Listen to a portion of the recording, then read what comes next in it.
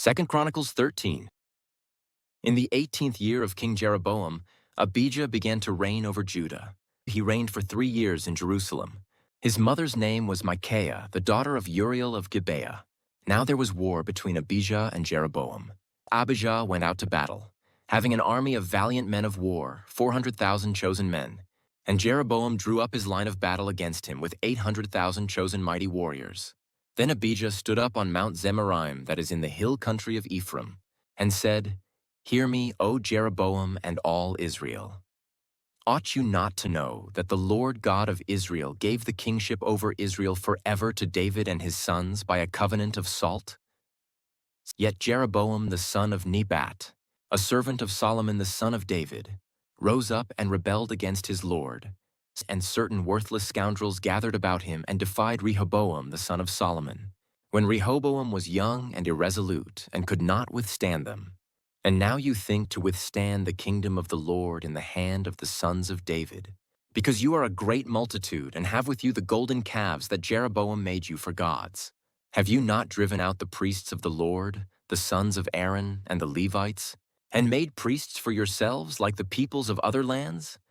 Whoever comes for ordination with a young bull or 7 rams becomes a priest of what are not gods. But as for us, the Lord is our God, and we have not forsaken him. We have priests ministering to the Lord who are sons of Aaron, and Levites for their service. They offer to the Lord every morning and every evening burnt offerings and incense of sweet spices, set out the showbread on the table of pure gold, and care for the golden lampstand that its lamps may burn every evening. For we keep the charge of the Lord our God, but you have forsaken him. Behold, God is with us at our head, and his priests with their battle trumpets to sound the call to battle against you. O sons of Israel, do not fight against the Lord, the God of your fathers, for you cannot succeed." Jeroboam had sent an ambush around to come upon them from behind. Thus his troops were in front of Judah, and the ambush was behind them. And when Judah looked, behold, the battle was in front of and behind them. And they cried to the Lord, and the priests blew the trumpets. Then the men of Judah raised the battle shout. And when the men of Judah shouted, God defeated Jeroboam and all Israel before Abijah and Judah. The men of Israel fled before Judah, and God gave them into their hand. Abijah and his people struck them with great force. So there fell slain of Israel 500,000 chosen men.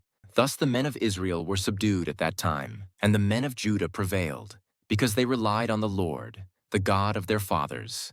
And Abijah pursued Jeroboam and took cities from him, Bethel with its villages, and Jeshanah with its villages, and Ephron with its villages. Jeroboam did not recover his power in the days of Abijah. And the Lord struck him down, and he died. But Abijah grew mighty.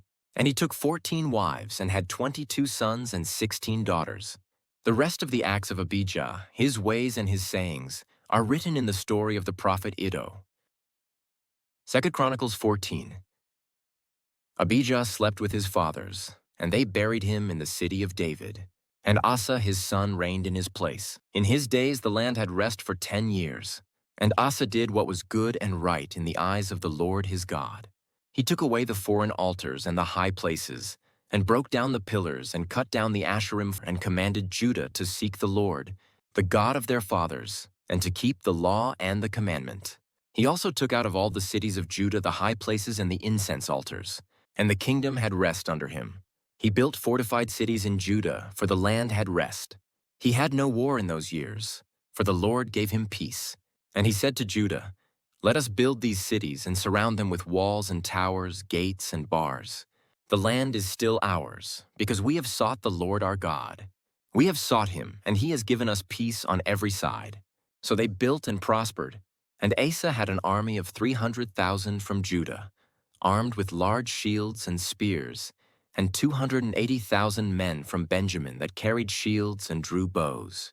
All these were mighty men of valor. Zerah the Ethiopian came out against them with an army of 1,000,000 men and 300 chariots, and came as far as Mareshah. And Asa went out to meet him, and they drew up their lines of battle in the valley of Zephathah at Mareshah. And Asa cried to the Lord his God, "O Lord, there is none like you to help, between the mighty and the weak.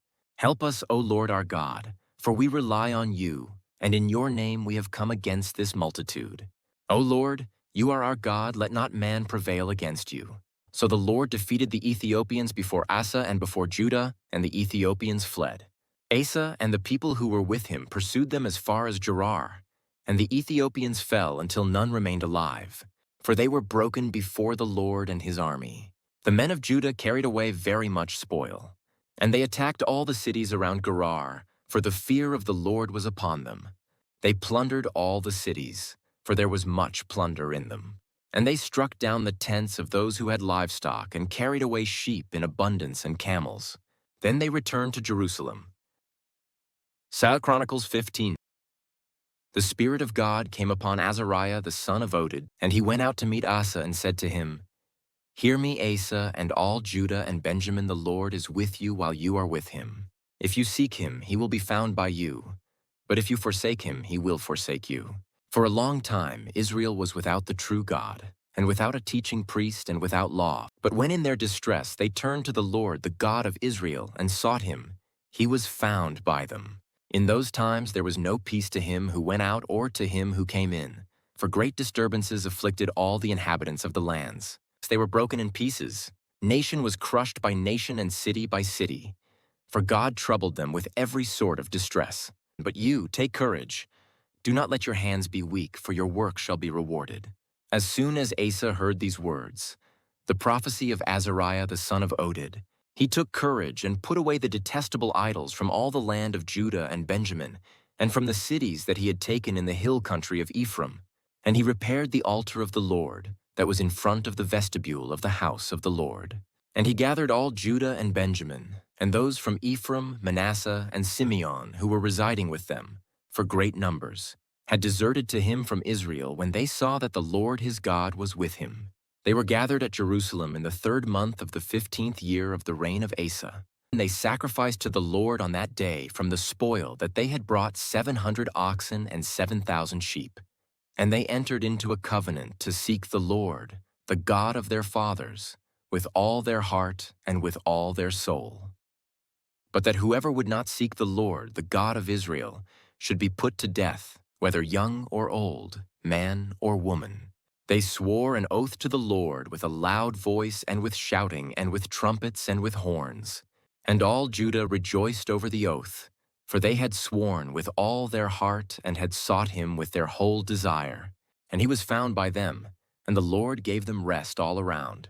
Even Maacah, his mother, King Asa, removed from being queen mother because she had made a detestable image for Asherah. Asa cut down her image, crushed it, and burned it at the brook Kidron. But the high places were not taken out of Israel.